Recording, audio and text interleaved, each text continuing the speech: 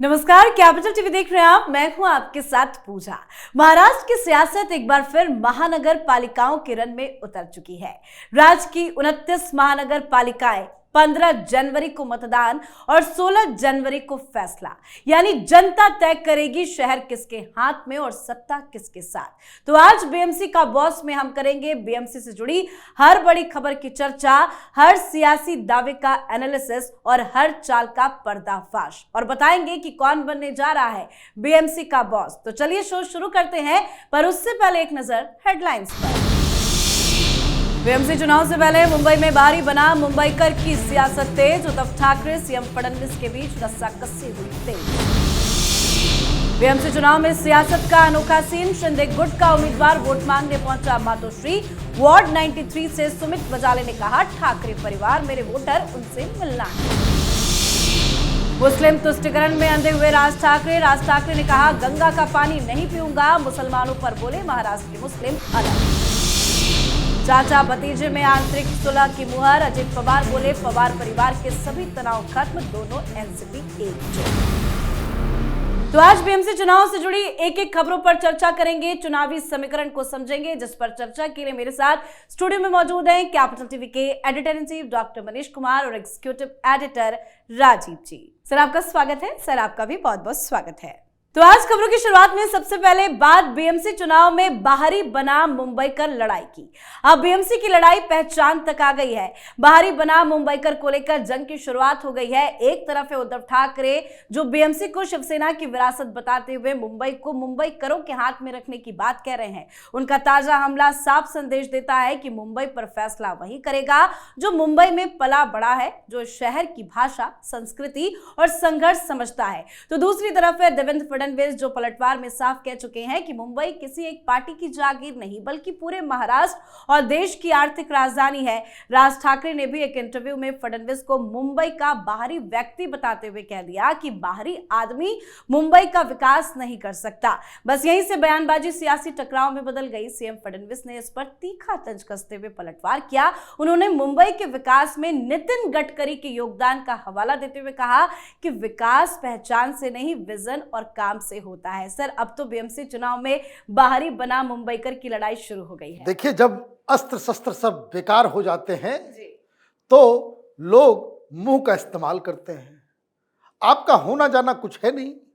कारण यह है कि मुंबई और आउटसाइडर, मुंबईकर और आउटसाइडर, तो ये बता दो भाई उद्धव ठाकरे कि तुम आउटसाइडर हो पुणे के लिए, नासिक के लिए, नागपुर के लिए या नहीं। मतलब ये अजीब कहानी है। मुंबईकर और आउटसाइडर, नागपुर का कोई व्यक्ति है तो वो आउटसाइडर हो गया। ये किस तरह की बात है?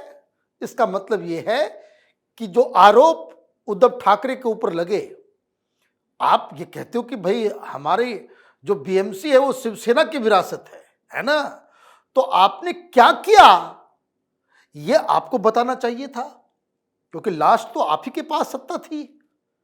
तो आप काम क्या किए वो बता नहीं रहे। मुंबईकर वगैरह की बात इसलिए हो रही है कि मीठी नदी का घोटाला जो है वो सामने निकल करके आ रहा है। आदित्य ठाकरे जहां जा रहे हैं, पत्रकार पूछ रहे हैं तो मुंह चुरा करके भाग रहे हैं सब। तो अब ये पुरानी आदत, चाहे वो यूपी हो तो बोले भाई गुजराती आकर के यहां फैसला नहीं करेगा, ममता बनर्जी बोले यूपी बिहार वाले आउटसाइडर। तो ये विपक्ष का जो है वो घिसा पिटा रिकॉर्ड है, और ये सब करने के बावजूद ये हर बार हारते हैं, और इस बार भी यही हाल होगा। ठीक है, मुद्दे अगर उठे हैं तो चर्चा भी उस पर जरूर होगी, लेकिन इस बाहरी और मुंबईकर की लड़ाई में कौन जीतता हुआ नजर आ रहा है? देखिए, जीत तो देवेंद्र फडणवीस ही रहे हैं। हाँ। क्योंकि मुंबई के अंदर जो अभी स्थिति है वो मुंबई के रहने वाले, महाराष्ट्र के रहने वाले या पूरे देश के रहने वाले को लेकर नहीं है।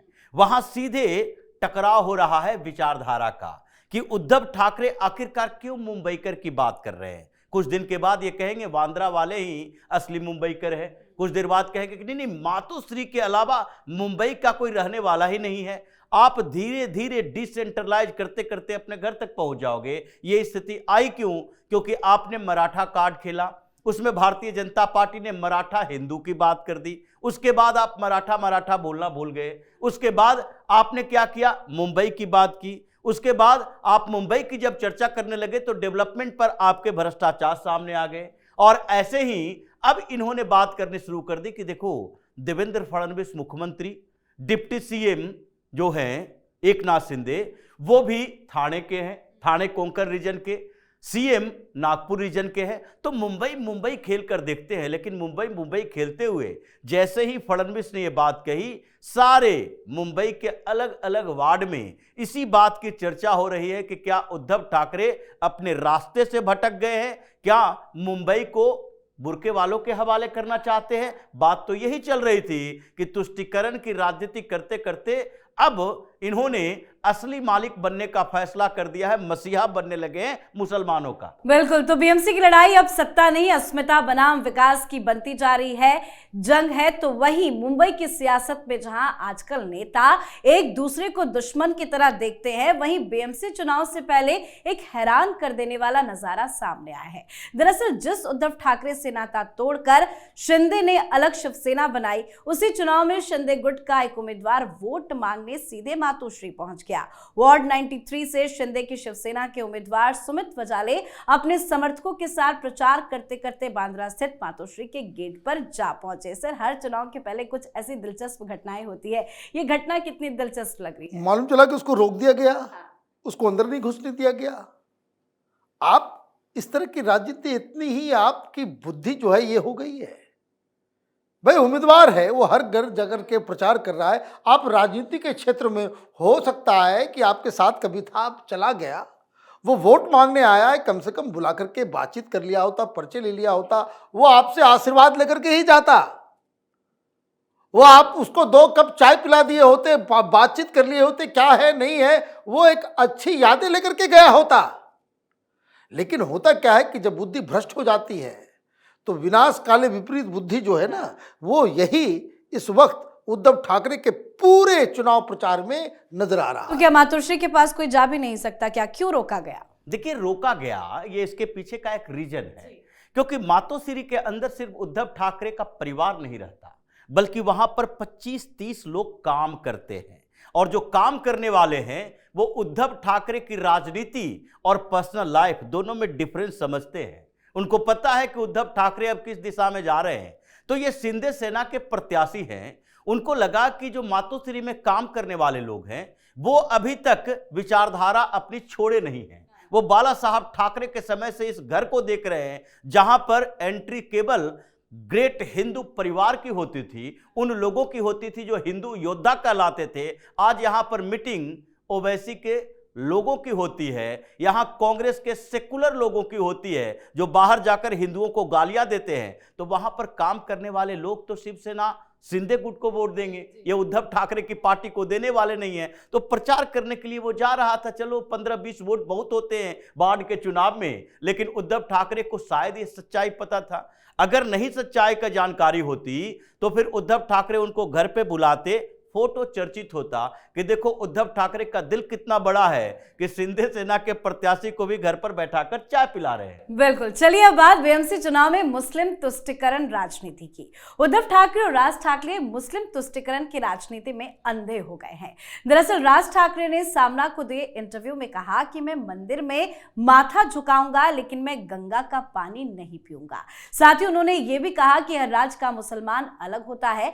महाराष्ट्र में पीढ़ियों से रहने वाला मुसलमान मराठी मुसलमान है। क्यों मुस्लिम तुष्टीकरण में इतने अंधे हो गए हैं राज ठाकरे? देखिए, अब इनको इल्म नहीं है, पता नहीं है, पढ़ते लिखते नहीं है कि सबसे ज्यादा देश में रोहिंग्या मुसलमान मुंबई में ही है जी, बांग्लादेशी मुसलमान मुंबई में ही है। ये जो अचानक से 8% से 22% मुसलमान गए हैं, ये कोई मराठा मुसलमान नहीं है कि ओरिजिनल रहने वाले, ये माइग्रेटेड मुसलमान हैं। अब आपको अचानक से ये बात कहने की आवश्यकता क्यों पड़ रही है? और ये बात अगर दोनों भाई कर रहे हैं, उद्धव ठाकरे और राज ठाकरे, मुस्लिम तुष्टीकरण, मुसलमान तो वोट करेगा नहीं, एक बात समझ लीजिए। और दूसरी बात कि आपके अपने लोग ये बात सुनकर मनसे के ये हिंदू योद्धा ये किस मुंह से अपने परिवार में मुंह दिखा रहे होंगे कि आप तो हिंदुओं की बात करने वाली पार्टी थे आप, तो हिंदुओं की रक्षा कर। भाई अभी कुछ दिन पहले क्या हुआ था, सबसे ज्यादा आगे निकले थे कि लाउड स्पीकर उतारो, कहाँ, मस्जिदों से। यही काम करवा रहे थे ना राज ठाकरे, मनसे के सारे लोग, कई सारे लोगों को उद्धव ठाकरे ने पकड़ के जेल में डाल दिया। और अब अचानक से आपको मुसलमान प्यारे लगने लगे हैं।